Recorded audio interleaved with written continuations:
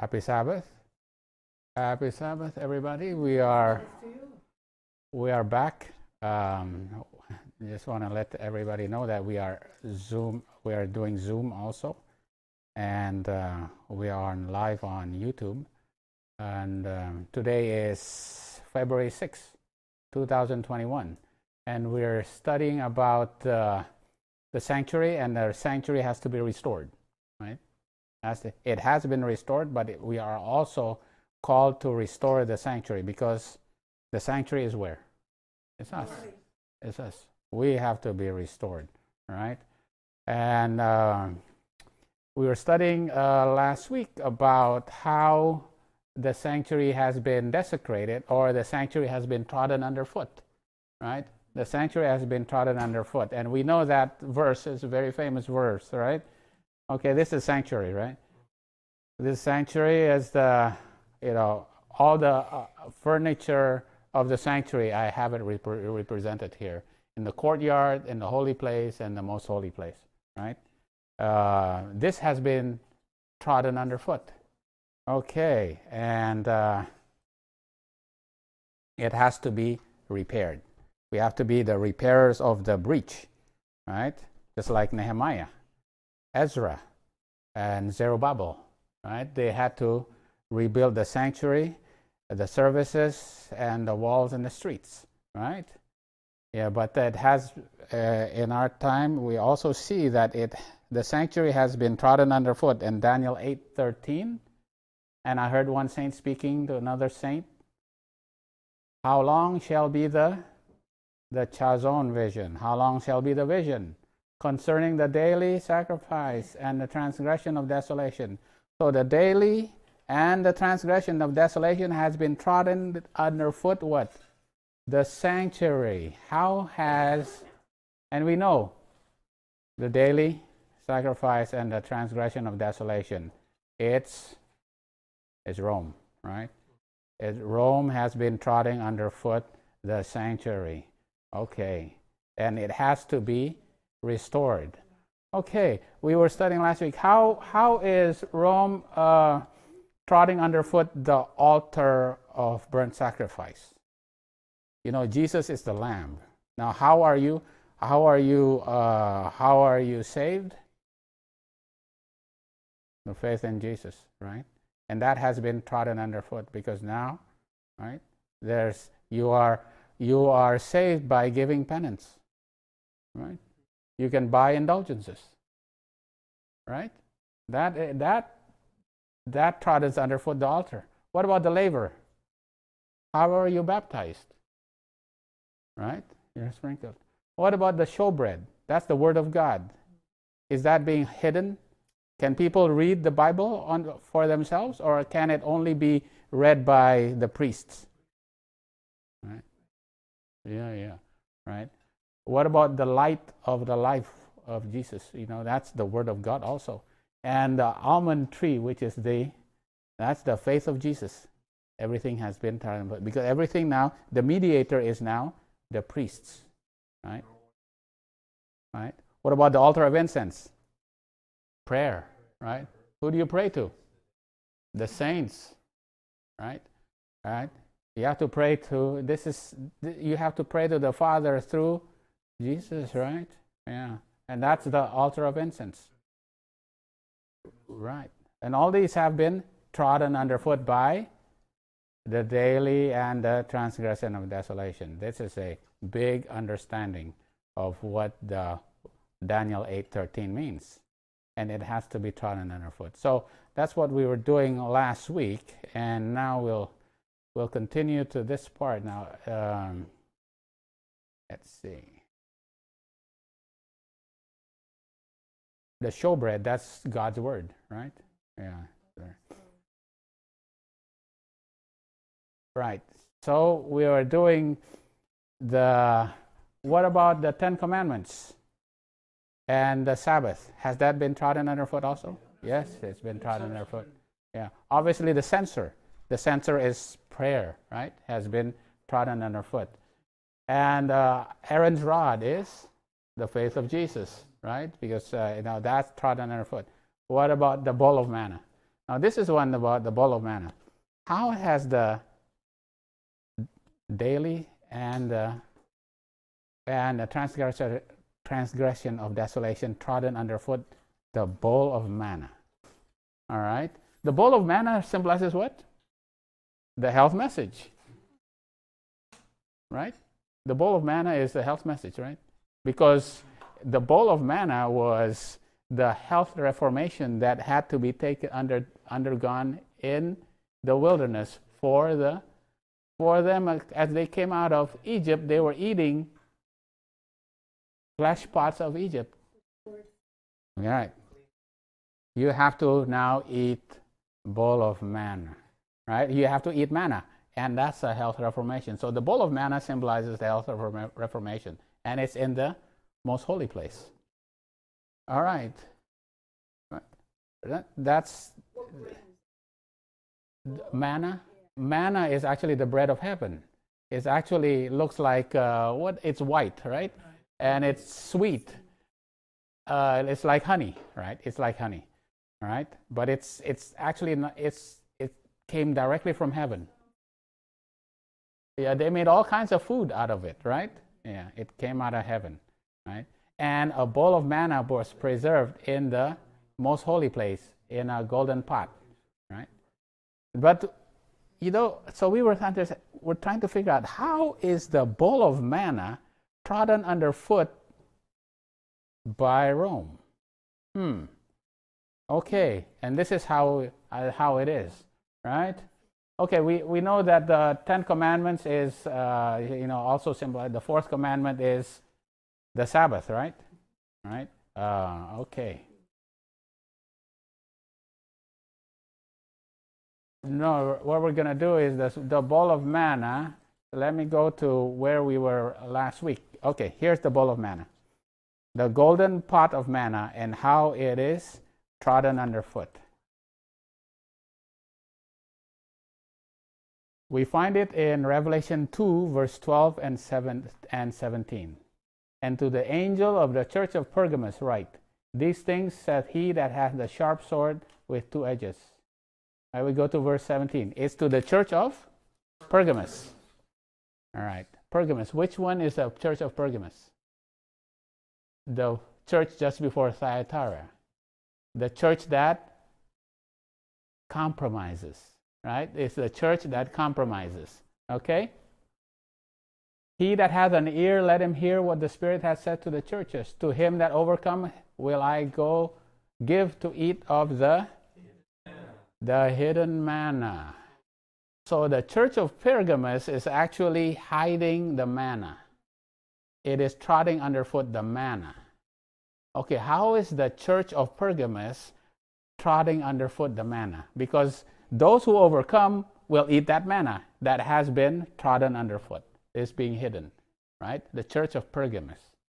Okay, all right. So who's the manna? It's not difficult. It's Jesus, right? I'm the true bread of heaven. Jesus is the manna, right? All right. Yes. Symbolically, right? It's all symbols, right? That's right. We have to eat Jesus. What does it mean to eat Jesus? To have Jesus come into our understanding. To read the Word of God, to study the Bible, read the story of Jesus. What happens? You understand the life of Jesus. And it comes into your mind. That's how you eat Jesus, right? It's all symbolic, right? Yeah? Yes?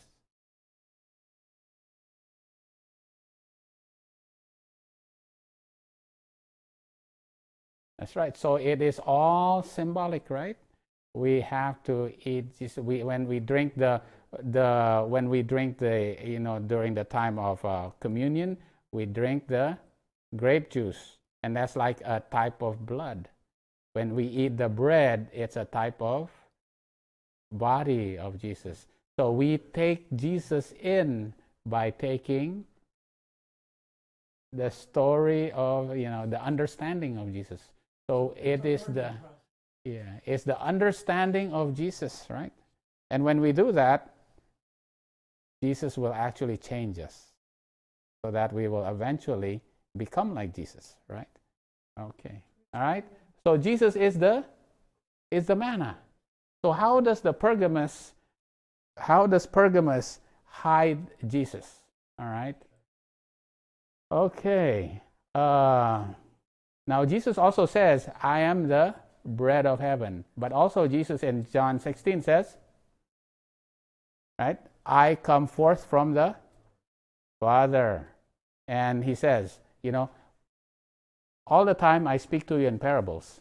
But when I say that I come to you out from the Father, am I speaking to you in parables? Right? And his disciples say, thou speakest plainly, right? Because you literally come out of your Father, right? And then they say, we believe that thou comest from God. And Jesus says, do you now believe? Right? It's not a parable that I come out from the Father. I literally come out of the Father, right? I am the Son of God, right? That's John 16. Right? So it says, I am the Son of God. I am the literal Son of God. All right. What else does he say? Right? The Father says, there's no other gods before me. Right? And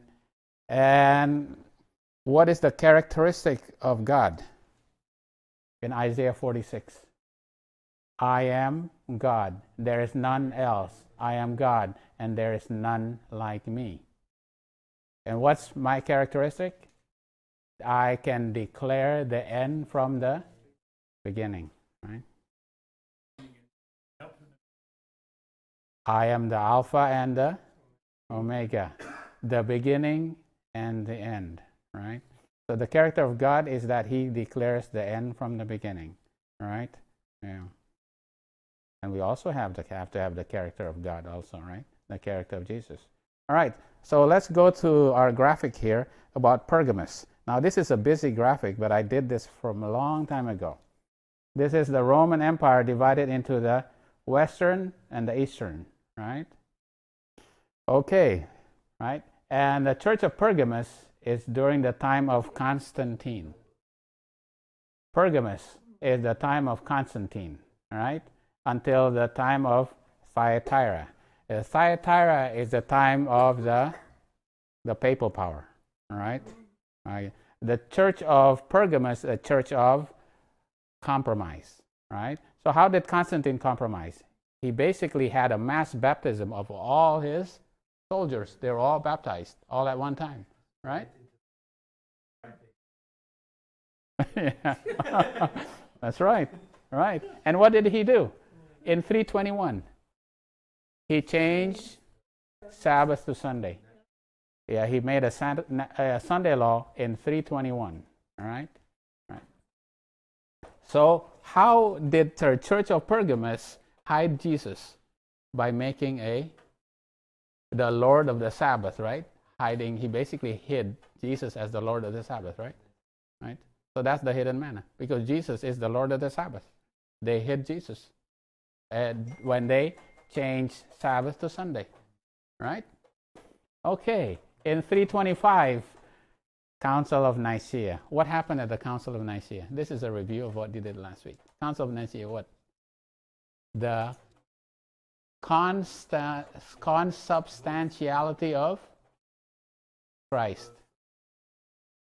Consubstantiality of Christ. What does the consubstantiality of Christ means?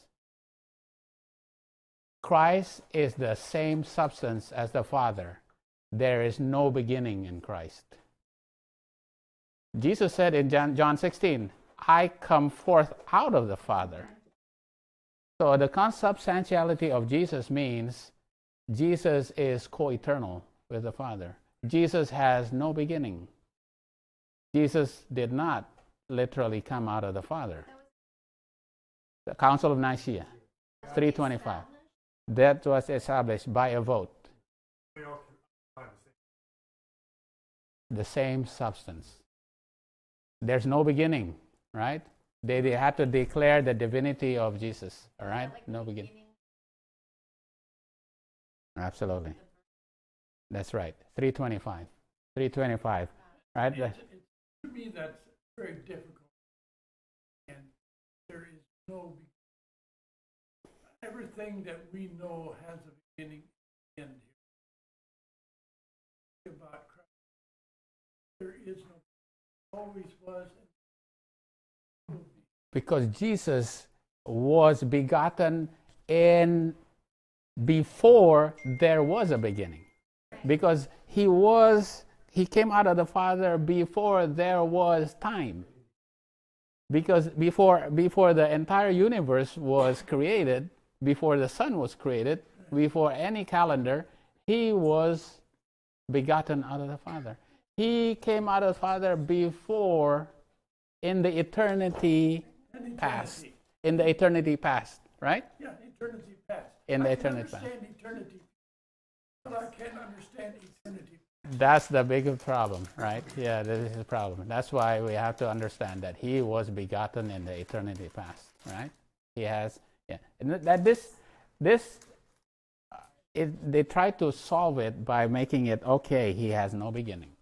Right? In that case, he is consubstantial with the Father. Okay, all right. That is Jesus being hidden, right? What about there's another thing that about Council of Nicea. What was established at the Council of Nicea regarding the Passover? Easter, right? Easter now, how they said, okay, everybody's confused as to when Jesus was born, right? And then when Jesus died and was resurrected. When Jesus died and went. Hold on. When Jesus died and went resurrected. The issue is that now we need to establish exactly when is Easter. So Easter cannot be like the Passover of the Jews. Easter has to be the first Sunday after what? No, not the first moon. After the spring equinox. The first Sunday after the spring equinox. Is that different from how the Jews calculate Passover? It's very different, right? Right. So they now have a different calculation of how the seasons start and when Easter happens. Okay? Yeah, it has. Actually, the what is actually have it here. Yeah, it's the first Sunday after the spring equinox. It's Easter after the spring equinox because that's different from the barley harvest, right? Yeah, we'll go into that, but then we'll figure out how does this have anything to do with the hidden manna? How does this have anything to do with the hidden manna? All right, and because of that, what happened to Rome? Rome was split. They make a Sunday law, and they rejected Jesus as the true Son of God, and now they were attacked by who? By the trumpet powers, right?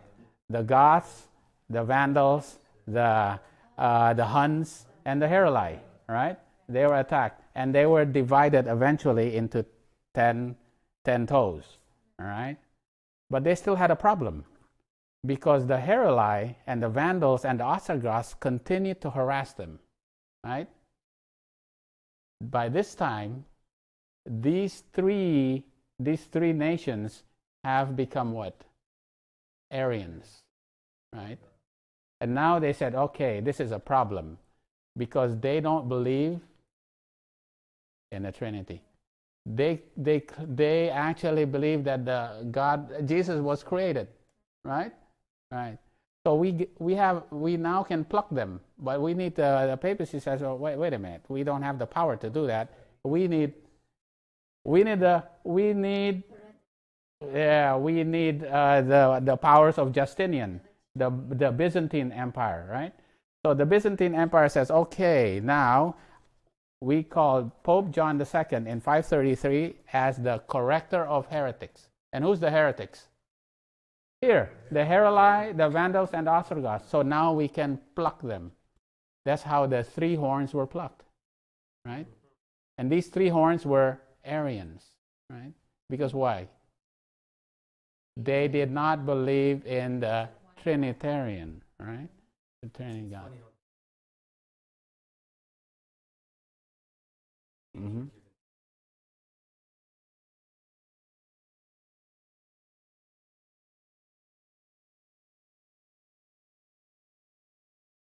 Absolutely, absolutely. So they make a Sunday law. Visigoths were also Trinitarian. That's right. They went through But the forced conversion over. That's right. But they were not plucked out because they were banished to Spain and they were not plucked out. So they remain in Spain, right? The Visigoths were in Spain. The Ostrogoths were plucked out, right? They were plucked out of existence, right? The hairline. And this ended in 538. In 538, they had multiple councils, but the Council of Orleans was very significant because this Sunday law is made by the pagans. 538 is the Sunday law that's made by papacy, right? At the Council of Orleans. There's multiple councils, but the Council of Orleans made the Sunday law. Specifically, this Sunday law is very important for us to know, right? Because this Sunday law says that you are not allowed to work on Sunday, right? You're not allowed to work on Sunday.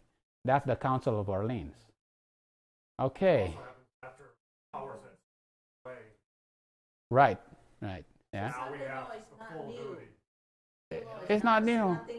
There's nothing new. This is right, yeah. The pagans did it, and then also the papals did it, right? Okay, so they said, okay, you are not allowed to work on Sunday. That's 538. You know, God will punish you for doing that. What happened in 541? The first recorded plague, bubonic plague, recorded bubonic plague, happened in 541, after the Sunday law, right? The first recorded bubonic plague is called the Justinian plague. It caused the death of a third of the Byzantine Empire. Pretty amazing. The first recorded, all right? Okay, all right. Then, oh boy, I'm going down a little low. All right. Now they have an issue here because now the Romans they have their enemies are the Muslims now. The Muslims are the trumpet power because that's trumpet number 5, right? Muslims. And on the other side, they have the another group of people that they're fighting. It's actually the Sassanid Empire here. And the Sassanid Empire have another religion called the Zoroastrianism religion. Zoroastrian religion. What is unique about the Zoroastrian religion? They believe in one God, right? Yeah, the Zoroastrian, they believe in one God, right? And it's called Ahura Mazda. Mazda, one God, right? What about the Muslims? How many gods do they believe in? One God, right? Which is different, obviously, than the Romans, right? Yeah. And these are the heretics, and we need a corrector of heretics, right? So these are the corrector of heretics. So Pope Boniface becomes the leader of the church that now can deal with all these heretics. All right. This is the Dark Ages. This is the right. The Dark Ages is from 538 on. This becomes Thyatira, right? This becomes the Church of Thyatira. This is the Church of Pergamos, right? This is Church of Pergamos. But you know, this is just to go about the Sunday laws. Then the most significant Sunday law happens in 637. Oh, it's a little bit down here. But anyway, it's the Council of Toledo. The Council of Toledo in 653. The Council of Toledo says, if you go to church on Sabbath, you have to go to prison or die. So the Sunday law is a stepwise process. It it just doesn't happen when you click on CNN and there's the Sunday law. No, it doesn't. Right? It's a one step at a time. The first step is that you are not allowed to work on Sunday. Right. Then the second step is that if you go to church on Sabbath, you will do it at the peril of your freedom or your life. Right? That's the Sunday law. Right? Yeah. Well, maybe there's a second step would be after you have everybody, okay, we have business shut down. Now we have to actually keep Sunday sacred. We all have to. That's right. That's right. And everything. Okay. Maybe a lot of times there may be initially where you okay, we'll leave you guys can continue to do that. That's right. Now, but then now there's a civil law. Okay, now we're going to change that. Right. God's still angry with us. Right. Everybody has to. But you can't even do Sabbath. Right, because there's now a civil law that enacts Sunday. Right, there's a civil law, so that it's a stepwise process. And Ellen White says, if you want to know what's going to happen for the Sunday law, you read what happened to how the papacy started the Sunday law. And this is how the papacy started the Sunday law: the councils of Orleans and the councils of Toledo. Right. 538 and 53. Right. It's gonna happen again. And even in that step, then you got now these people still want it. Okay, don't let them buy and sell economy, and they still won't. Okay, now we have to. Right. The thing about it is, during that time period, there's gonna be plagues, and these plagues are the bubonic plague. What kind of plague is that? Infections from animals, right? Yeah. Obviously not, right? Yeah. It doesn't matter these days. The fact is, it's here, right? Yeah. Okay. So. In the first step. Yeah. The blue laws. Yeah, it's been going on. It will eventually come to this, because what's going to happen? What happened then will happen again at this time. All right. But what we're concentrating is this here, Pergamos, right?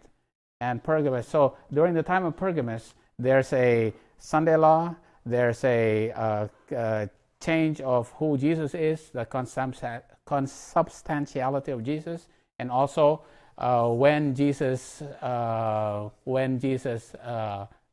is resurrected from the dead. Okay, that's all changed. All right. Okay. That's Pergamos. So the understanding of who Jesus is changed, and that's the manna that is hidden. All right. Okay. All right. This is Ellen White's story about what happens during the time of Constantine. Right. Constantine issued a Sunday to be made public festival throughout the Roman Empire. And this part is pagan Sunday law. This part here, the Archdeacon has not completed his work. He is resolved to gather the Christian world under his banner. Now, vast councils were held from time to time in which the dignitaries of the church were convened from all the world. In nearly every council, the Sabbath which God has instituted was pressed down a little lower, while the Sunday was correspondingly exalted. Now, this is the councils of the papacy, right? The councils of Toledo and the councils of Orleans, all right? Okay. All right, so we see that, this is what happens to the understanding of the sanctuary, all right? So who are the repairers of the breach? Who, all right, we are, all right? Those who protest against this, right? No, we're not going to have this. And who started it, right? We see John Wycliffe, right? The Protestants. They says, no, we can't have this. We want to go back, right? And we know the story of John Wycliffe. What did he do? What was he credited for? What did John Wycliffe do? translated the Bible, right, into so that people can all understand it right now. So what furniture did he restore then? The Bible, right? Like the showbread, right? Yeah, like the showbread, right? Yeah. Okay. There you go. Showbread. Okay. We won't do this. We'll just do this quickly. All right. What about Martin Luther? Right. Righteousness by faith.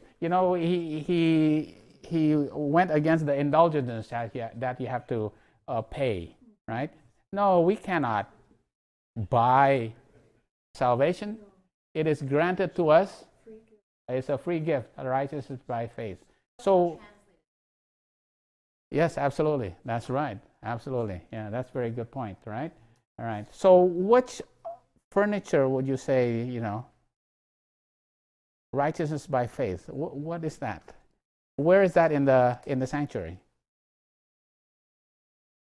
Candlestick, is it? It is also candlestick because the candlestick is a almond tree, and the almond is also the rod, Aaron's rod that buddeth, which is the faith of Jesus, right? Right? Which is the faith of Jesus. All right. Okay, who's this? John Calvin. What did Calvin teach? All right. We reject the intercession of the saints, right? We ought to acknowledge that all good things come from Jesus alone, right? And then also here, right? The prayer is nothing but hypocrisy and fantasy unless it is proceeded from the interior afflictions of the heart. We believe that all prayers ought to be made with clear understanding, not just murmuring and, right? Yeah, mantras, right? Yeah, so it's, what is that? The prayers, intercession is the altar of incense, right? And the golden censer, right? Yeah. All right, so these are being restored, right? Even from the Protestant Reformation, right? Okay. Okay, who's this? This is John Smith. And John Smith is the general atonement. Okay, it's baptism. Religious liberty and baptism of the believers, right? All right. Baptism by what? Immersion. Right? This is John Smith, right? Baptism by immersion. So which one is this? Which sanctuary furniture? The laver, right? Laver.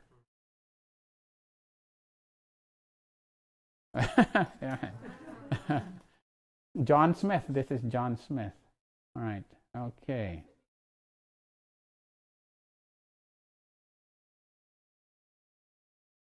Oh, here you go. They set up the First Baptist Church in English soil. All right, John Smith. Okay, now who's this? John Wesley. All right, what does Wesley? Wesley said that he found that the grace which has toiled down without money and without price. You cannot buy grace, right? Justification through faith. And it was a free gift. So justification by faith, I also have it. The grace of God is imputed. Sanctification, perfection, rejection of original sin, rejection of predestination. Restoring the altar of burnt sacrifice, the altar of incense, the golden candlesticks, right? The justification through faith, right? So all these Protestant reformers had to restore all the sanctuary furniture that has been trodden underfoot, right? Because all of them had been trodden underfoot. All right? Okay. Okay, this is the one I was talking about. Constantine did not want Easter to be celebrated on the Jewish Passover. He said it was a Christian duty to have nothing in common with the murderers of our Lord, ignoring the fact that Jesus' execution was a joint effort of Jews and Gentiles. Well, that's actually true. The Council of Nicea accordingly required the Feast of the Resurrection to be celebrated on a Sunday, right? And never on the day of the Jewish Passover. Easter was to be on the Sunday. Oh, here we go. Corey. On the Sunday after the first full moon following the spring equinox. There you go. Right? This is how Easter is supposed to be. All right? Okay. Right? And this was during the Council of Nicea. The Council of Nicea. All right? Those who rejected it were called heretics. Wow. This is pretty amazing. You know, they didn't, you know, what the church said was law. And you were called heretic if you did not follow it. Okay? So,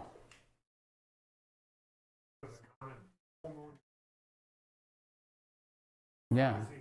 New moon started the month, and that Passover come after the new moon. It happened to fall on. Right. It had to be the full moon. What started the sequence? New moon. Right. It started the sequence was actually the barley harvest. Right. The barley harvest. Right. Yeah. Okay. So then come the Millerites, right?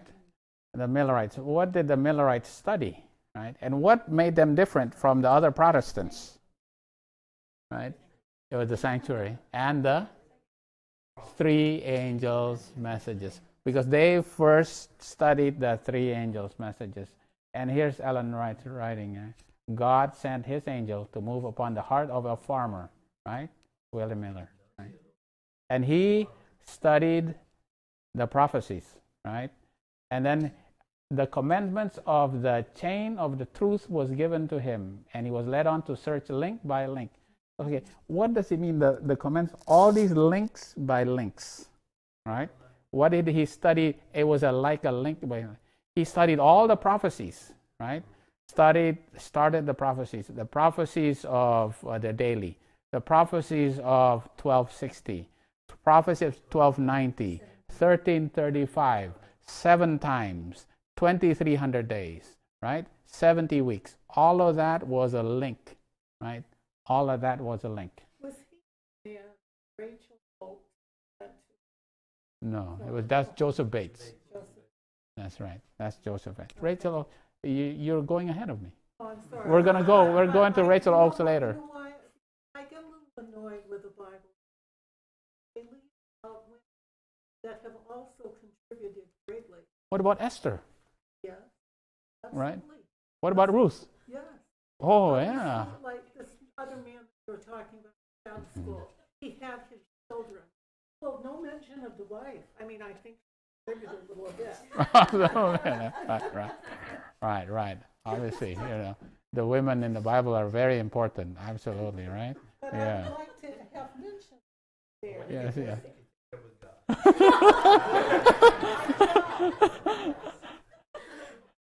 Right. Okay. You know. So the prophecies were the links that he studied, right? And these links led to what? The understanding of the three angels' messages, right?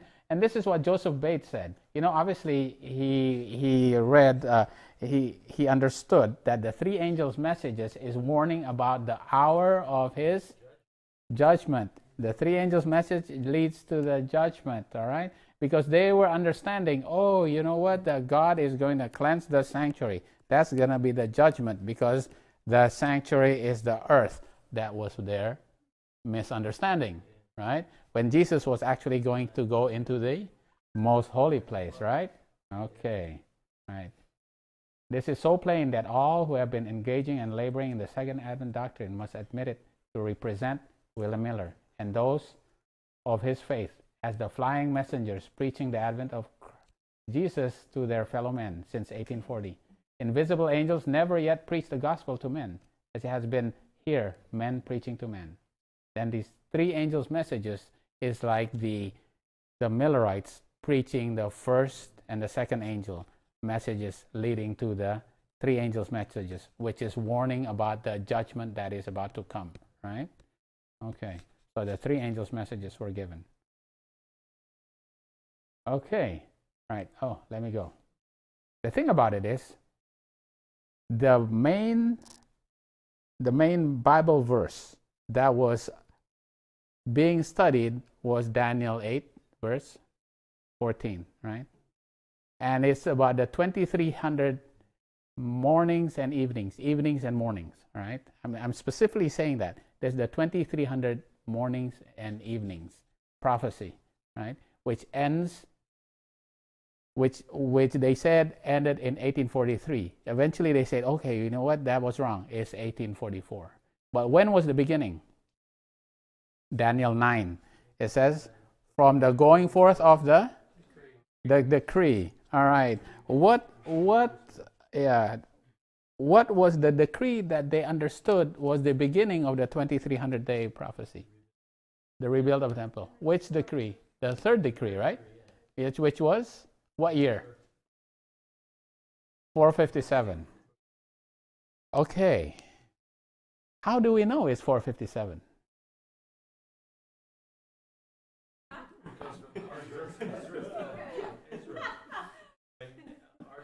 I have it right here. It's the 7th year of Artaxerxes, right? You read the Bible. Just Ezra 7, right? It's the 7th year of Artaxerxes. Okay, the problem is that when did Artaxerxes become king? Right. So where in history with a reliable history that would actually point that it's actually 457? Now this is important because we're going to have to defend 1844, right? Right? But we have to know.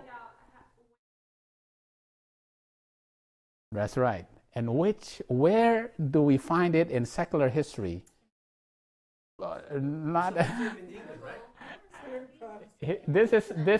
It's called the Canon of Ptolemy. Canon of Ptolemy, all right? Canon of Ptolemy, right? The Canon of Ptolemy was written by a historian in the second century, right? Yeah, a secular historian, right? He lived during the time of the Egyptians, right? So he had all the books in the Library of Egypt, right? He was Greek, right? Because Ptolemy is Greek, right? Wasn't he a medical doctor? I remember him. No, he was a historian. He was an astrologer. Oh. So he knew all about astrology, right? And he wrote down all the names of the kings starting even before Nebuchadnezzar, right? All the kings, and he wrote down all the years of their reign, right? Or the years of their reign. The thing about it is, until now, we have proven that he is actually correct because he put down the names of these kings according to the eclipses of the moon. Because during this reign of this king, there was an eclipse of this moon, and they proved it with the cuneiforms that they dug out in Mesopotamia. Right? It's proven. Right, absolutely. The thing about it is, even until now, we can tell when all the eclipses are, right?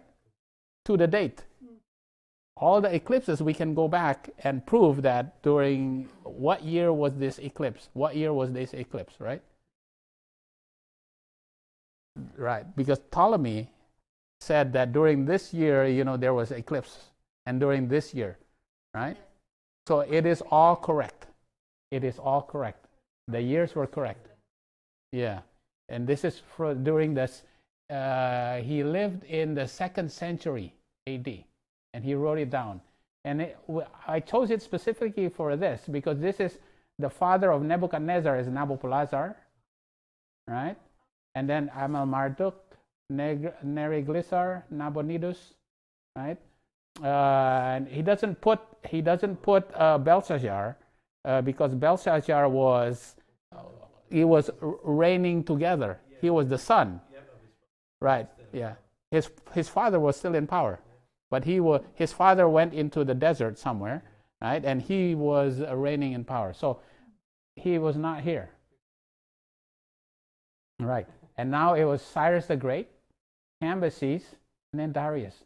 The thing is that the kings that reign for less than 1 year is not included. So actually you have Cyrus the Great, Cambyses, and there's false Smyrdes.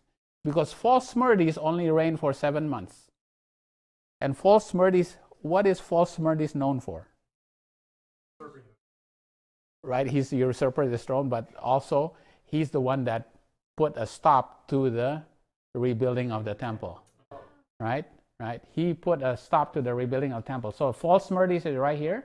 And then the second decree was given by Darius, right? Okay, go ahead and rebuild the temple, right? And after Darius is Xerxes, right? Right. And after Xerxes is another king. It's not put down there. It's Artabanus. Artabanus, obviously less than 1 year. And after that is Artaxerxes, right? So Artaxerxes. And he said that Artaxerxes started reigning in 464. So if that's the first year, what's the 7th year then? 457, right? Because it's 457. So this is one way, for you to be able to defend, because we're going to have to defend 2,300 days, right? And it's 2,300 evenings and mornings. Why is that significant? Why is the book of Daniel have prophecies and only the 2,300 evening and morning days prophecy, and the others are 1290 days, 1335 days, and the 2,300 days is actually 2,300 evenings and mornings. Right? That is actually true. But why is one is days and the other one, this 2,300 is actually mornings and evenings? So 490 is kind of weeks also. That was different too than the others. Because the 2,300 is actually a full year, right? It is actually a full year. It has to encompass the whole year. So if the beginning starts in the fall, the ending has to what? In the fall, right? It's the fullness of time, right? The 2,300 days has to be the fullness of time. We'll go into that, all right? Okay, this is what the understanding of it is. Daniel's Chalzone and Mare vision, right? Even the man Gabriel, I had seen in that vision, the Chalzone vision. So Daniel had a Chalzone vision, all right? And what did he see in the Chalzone vision? Yeah, it is. It is being written. Oh, okay. No, that's okay. We'll do that later. All right. I had seen in the Chalzone vision, and it caused me to faint because I did not understand. And then he was given the understanding of the vision. What's the ram and the he-goat and the horn, right? Medo-Persia, Greece, and pagan, and then Papal Rome. All right. I've now come forth to give thee skill and understanding. Therefore, understand the matter and consider the vision, which is a different vision now. Is the Mare vision. What's the Mare vision? The Mare vision is the 2,300 days, right? When I see one saint speaking to the other saint, how long shall be the vision, right? So when you see the 2,300 days, that's the Mare vision, because that's when Daniel saw Jesus speaking to the other saint, right? But he didn't understand this. He didn't understand the 2,300 days, right? And then to understand the 2,300 days, it says now, 70 weeks are cut off or determined upon the people. So you take out 70 weeks from the beginning, right?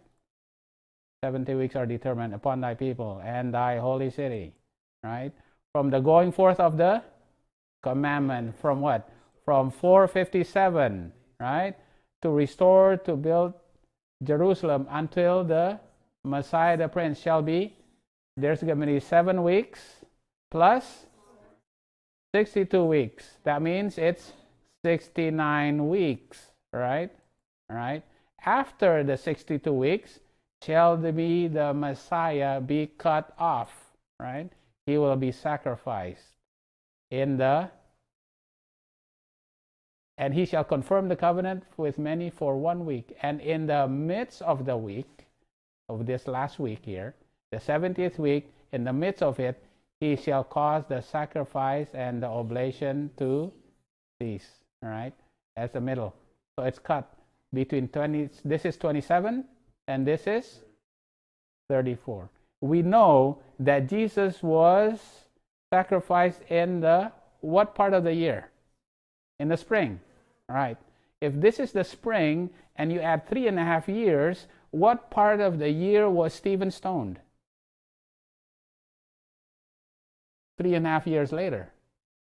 It's in the fall of 34. All right. And remember, this is a fullness of the year. This is why the 2300 days is mornings and evenings. Because if this is the fall, then what happened when Ezra went back and restarted the sanctuary service? When did that have to happen? Start. It had to start in the fall as well. If this is the fall, the beginning has to be the fall. If 457 starts in the fall, when does the end have to be in also? In the fall of 1844, right? And it's October 1844, right? That's why it's the fullness of time. That's why it's called the evening and the morning sacrifice. To bring up a point that is good to know too, here in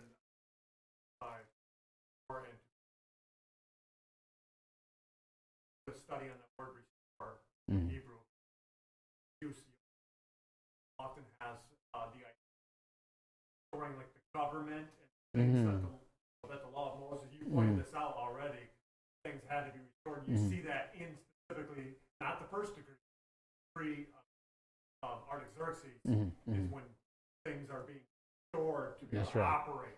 Right.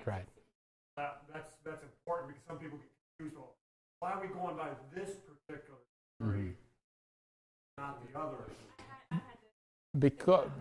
Because the temple is already built. Right. The physical temple is already done, right? It was already done. Right. But then the services has to be established, right? And the services, because you have to have the people and you have to have the host also, right? The people. You can't have a sanctuary without any people there. You have to have the services also, right? Yeah. Which is for the people. All right? So this is the understanding. If this ends at the fall, because Jesus was crucified in the spring, this is the fall, and this has to be also the fall. That's why it's the fall of 1844. It's the end of the 2300 days. And who actually eventually figured this out? Because William Miller was disappointed. On April 19, he says, well, Jesus is going to come back in the spring of 1894. April 19, 1844. Yeah, because, 1844. 1844, April 19, 1844, Miller was disappointed. He says Jesus is going to come back in the spring of 1844, and he was disappointed. All right? Who actually first taught that Jesus was going to come back? Samuel Snow, right? Samuel Snow. And Samuel Snow, he wanted to preach to the people, but the people didn't understand it. So eventually, on July 21, then he went to the large Boston Tabernacle, and he says, behold, the bridegroom cometh. And he says, the bridegroom is going to come on the 10th day of the 7th month. Go ye out and meet him. This was the first public preaching of the 7-month movement, right? And it happened on July 21, 1844. Now, this is very significant, This is very significant, okay? Okay, how did he figure that out?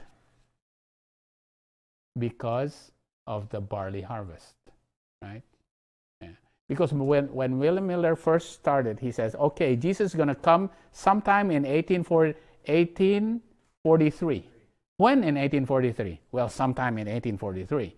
It's going to be somewhere between January and December of 1843. But then they said, wait a minute, that can't be right, because that is the reckoning of the Gregorian calendar. They didn't use the Gregorian calendar. In 457, it had to use a Jewish calendar.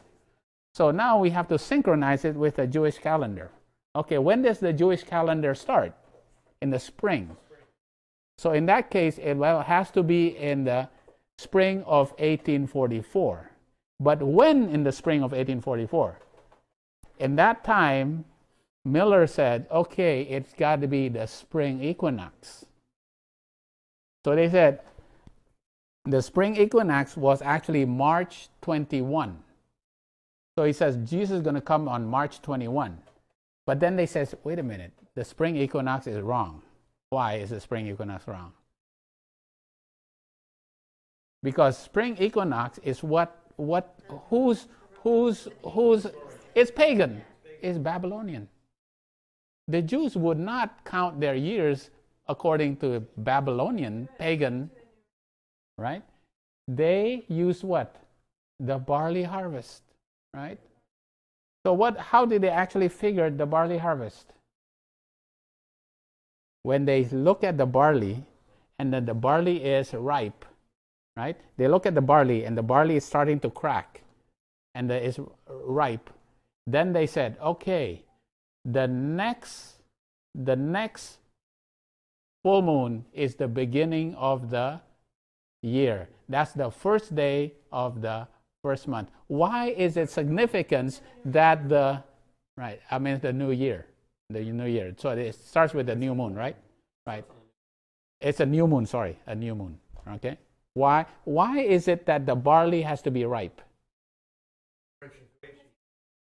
Because Jesus is the barley.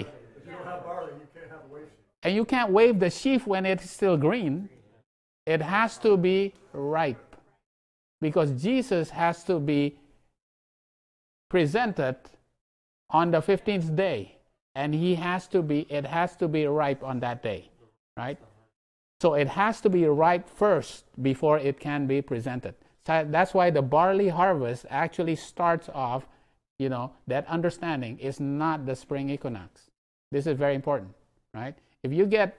This is why, so what has spring equinox had to do with anything? It has to do with everything. Because if you still understood that Jesus, right, the Passover started, the Easter started with a spring equinox, you will not be able to understand the 2300 days. Right? Very important. Okay? Also, I think that start of every year and everything like that to do sets the calendar for the festival. Right. Everything. It shows that God had designed that for that specific location, not to be that the festival's a global thing. Because, hey, go out and check your barley harvest in Florida. Is that going to be? It was designed for that local economy. That's right. Absolutely. Okay. The thing about it is, how did Samuel Snow figure out when was the 10th day of the 7th month, right? He had to figure out the first day of the first month, right? How did he figure out the first day of the first month? This is Samuel Snow, August 22, 1844. How did he figure out when the first day of the first month started? It's in Ezra. Ezra 7, verse 9. And the first day of the first month was when Ezra came out of Babylon and went back to Jerusalem. And he had in his hand what? The third decree, the first day of the first month. So if you know the first day of the first month, you can actually figure out the 10th day of the 7th month, right? Right. So how did he figure out the 10th day of the 7th month? He had to first figure out the first day of the first month. The first day of the first month, how did he figure out? It's according to the barley harvest. So he had to figure out when is the barley harvest in Jerusalem. When he figured that out, he says it's not according to the spring equinox, right? So when he figured out when that was, it turns out that's on April 19. And William Miller found out that the first day of the first month. So William Miller said that Jesus is going to come down to earth on April 19. But Samuel Snow says no, he's going to come on the 10th day of the 7th month. Miller was actually disappointed, but Samuel Snow wasn't, right? Because he says, no, Jesus is going to come down at the 10th day of the 7th month, right? So this is the understanding. This is actually very deep. To understand all of this is actually being hidden, right? It had to be opened up to the Millerites, right? And this is, right, the Council of Nicea actually hid this, right? Right. The different months, right? Because he understood Daniel 9, right? The fullness of the year. It had to end in the fall also. And then he also figured out the first day of the first month. And he figured this out and he preached it on July 21, 1844. All right? Okay, so there's the first disappointment. It's the first day of the first month. And this is the 10th day of the 7th month, right? When they started becoming disappointed, it's as if it's sundown, right? And when they figured out that Jesus is going to come not to earth, but into the most holy place, they had a disappointment here. The 10th day of the 7th month, that's like the sunrise. Ellen White said, midway between the time they had the first disappointment and the great disappointment, right? Midway was when Samuel Snow gave that bridegroom, behold the bridegroom at the Boston Tabernacle. Is exactly in the middle. Between the first disappointment and the great disappointment. Between sundown and sunrise.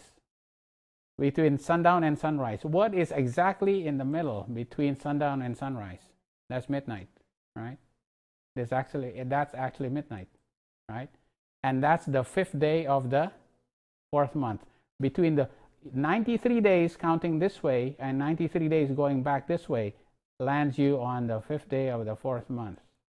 If this is April 19, this is October 22, this is exactly July 21. This is when July 21 was when Samuel Snow gave his, right? All this understanding is all hidden unless you actually eat the hidden manna, right? Yeah, it's very deep, right? Yeah. Okay, right? All right, okay. Wow, that's all the hidden manna, right? You have any questions about the hidden manna, right? It's all about when Jesus was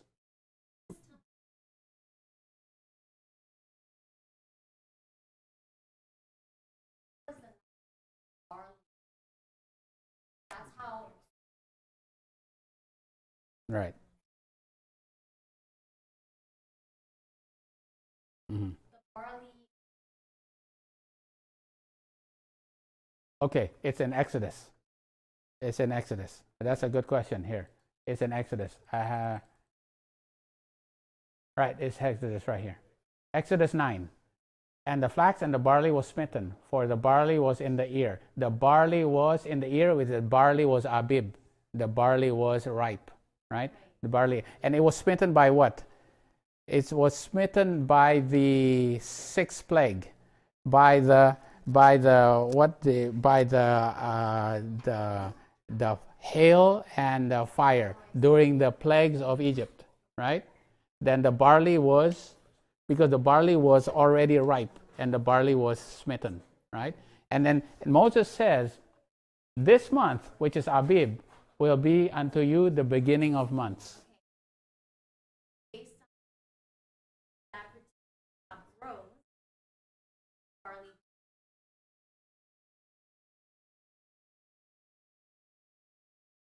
That's right. I would Right. imagine he would have had contact about what had happened that Mhm. particular year. Because as a farmer myself, depending on weather, it can change. Like this year, we're going to have our mangoes and stuff are going to be ripe about a month later than they were last year. Because the weather has been very different. Mhm. The same thing can happen over there on a year-to-year basis. Right. Yeah. And then they actually figured it out that it is different. It can be off, plus or minus basically 30-day. You're basically dealing with. It's always going to be somewhere near the equinox, but it can be like you can end up with Passover late in April, or even as early as early May. That's right. Or it could fall very early in April. Right. So what happened is usually around that time they says, okay, this is around the time that the barley is going to be ripe. When they look at the barley and it's not ripe yet, and they have to add another. It's going to be the next month when they have to wait not for the moon. They have to wait for the barley because the barley is actually Jesus, right? And Jesus. So they have to look at the barley. Mm-hmm.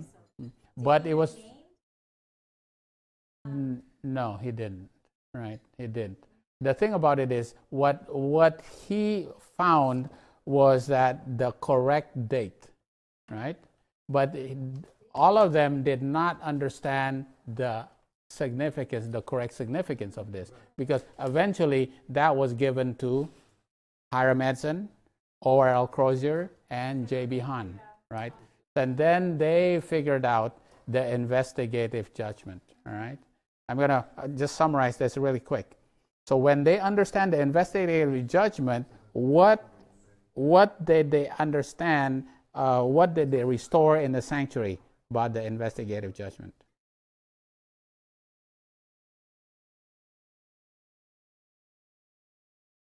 Yeah, because the veil in the Most Holy is now open now, because now Jesus can enter into the Most Holy place, right? And start the investigative judgments, right? Investigative judgment, right? The veil is open, right?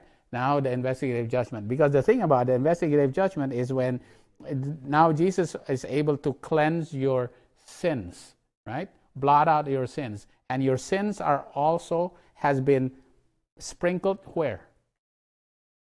In front of the veil and on the altar of incense, right? So these has to be cleansed out. So all these understandings, because that understanding has been trodden underfoot with the understanding of like the purgatory, right? So the investigative judgment has to be restored, right? Yeah, right. All these have to be restored, all right? Okay, right. And then we also have, we already went through this, but Rachel Oakes was the one that first came to the Millerites, right? Rachel Oakes and started preaching about the Sabbath. And it was Frederick Wheeler was the first Adventist minister, and then converted Joseph Bates. And then eventually, Ellen and James White, right? Yeah, they first rejected it, right? So Rachel Oakes, and then, and we also know that Ellen White had the vision in Michigan. What's that vision about the health reform mission? June 6, 1863, right? In Michigan, right? About the health reform. And that's also it's a pot of manna, right? Mm-hmm. Yeah. And eventually, E.J. Wagner and A.T. Jones, right, preach about the righteousness by faith, which is like the Aaron's rod that budded, right? So all these understanding leads to the restoration of the sanctuary, right? That has been trodden underfoot by the daily sacrifice and the transgression of desolation, right? Right. That's a lot, right? That's a lot, right? We have to know this, but if we don't study it like this, we don't understand, right?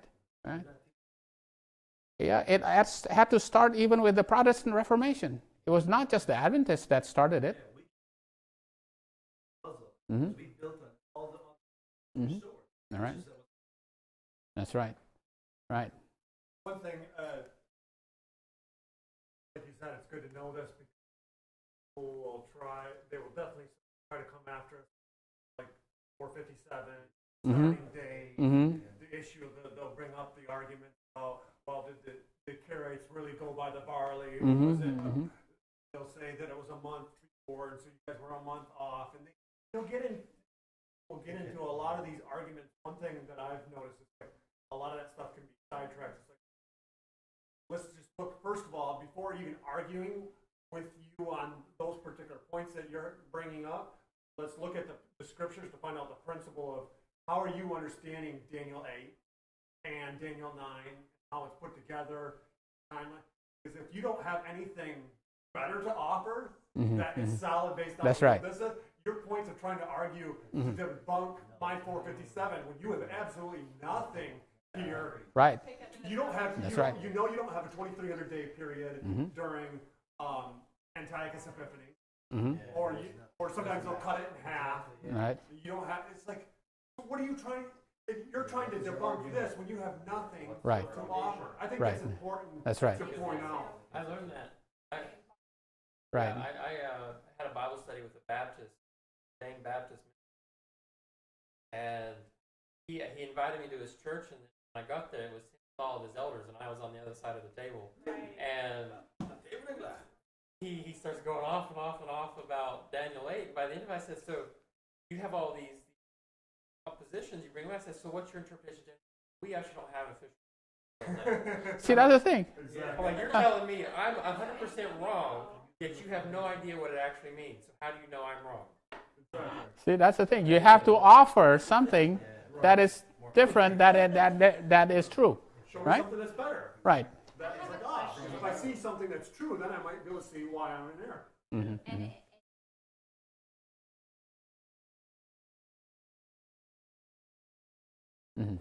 So why is this?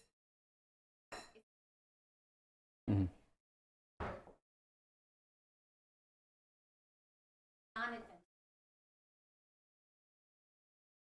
Phenomenal. Why is this? How is this?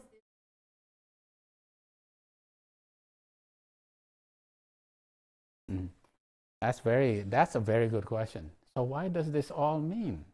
So why do we have to know? Why do we have to know the sanctuary? Why do we have to know all these little details? Why is it? Right? Ellen White actually has her quotation that is most what? To have the faith of Jesus is to understand what Jesus is doing for you in the sanctuary in heaven. If you do not understand what Jesus is doing for you in the sanctuary of heaven, you will not have the faith of Jesus to be able to stand during the 7 last plagues. Without an intercessor. If you do not understand what Jesus is doing in the sanctuary, if you don't understand all these intricacies of the sanctuary, you will not understand what he's doing for you in the sanctuary. Right. Right. Right. Yeah. Yeah. Why do we have to study in such a detail like this? Because we really have to understand what Jesus is doing for us, right? To understand this. Wow. That is a big, big study. We've been studying this for how long now? This is probably 6-7 months. I would say the most important thing is to first understand what Aaron's sanctuary is on earth, right? When you understand that, then you will be able to understand what Jesus is doing in the sanctuary. Understanding all the furnitures, all the services. It is a deep study, right? It is not for babies. This is not milk. This is not milk, right? This is something that you have to chew. The truth Right. for our time, by far the most important, understanding The sanctuary. what this really means to us, Right. what's God telling us. Remember Ellen White's vision about people that were at the altar praying, Jesus moved in. Right. If we don't move in, if we don't understand that, what that means to move in, then we're left outside. We may understand that in there, but if we don't really practically apply it and truly faithfully go in, we're standing outside under a wrong influence. That's right. Because Satan comes in and breathes That's right. his influence. I'm always about Mm-hmm. why is it I Mm-hmm. get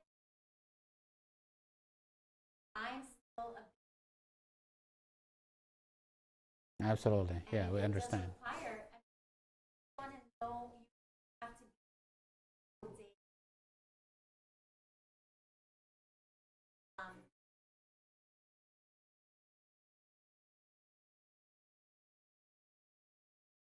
Yeah. Yeah. you can't ride the coattails. You're not, that's where I am right now. I'll say, I think another thing as far as the same importance of, depending on where you're at, somebody that knows really nothing, you're outside of Adventism, understanding Daniel 8 shows you that God raised up Adventists. I mean, so that it's like it's like God leads a person right to the platform of truth. Now, if you're in the faith and you truly understand Daniel 8 and all of these things, it solidifies the mind, because what I've seen historically, everybody that has ultimately apostatized from Adventism and gone into either, whether it be atheism, but typically into an evangelical religion, the one thing you have to do, if you were an Adventist, in order to get your mind to allow you to leave Adventism fully, is to go back and redo Daniel 8. Because Daniel 8 tells you, okay, God raised up Adventists. The only way I can consciously believe that is I have to go back to Daniel 8 and redo this somehow to make sure God didn't raise up Adventists. That's very important.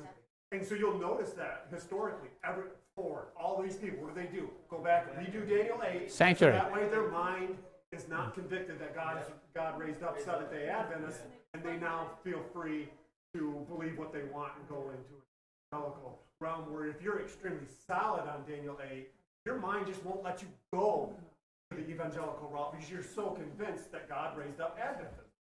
That's right. Because you understand this, and nobody else has better explanation for it. And you're just convinced, hey, God has shown me that he raised up these people, period.